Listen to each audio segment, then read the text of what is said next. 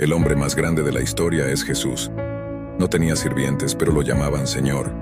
No tenía título, aún así lo llamaban Maestro. No tenía medicinas, pero lo llamaban curandero. No tenía ejército, pero los reyes le temían. No ganó ninguna batalla militar, pero conquistó el mundo. No vivía en un castillo, pero lo llamaban Señor. No gobernó ninguna nación, pero lo llamaron Rey. No cometió ningún delito y sin embargo lo crucificaron. Fue sepultado en una tumba, pero hoy vive. Su reino no es de este mundo, pero está dentro del corazón de los que creen. Habló de amor y perdón, y sus palabras han transformado a millones. Él no ofrece riqueza material, pero lo consideramos el tesoro de nuestras vidas.